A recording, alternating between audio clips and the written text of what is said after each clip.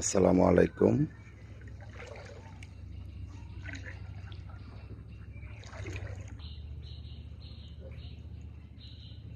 এই বন্যার পানিতে আসলে আমরা চাটকিলবাসী খুবই কষ্টে আছি।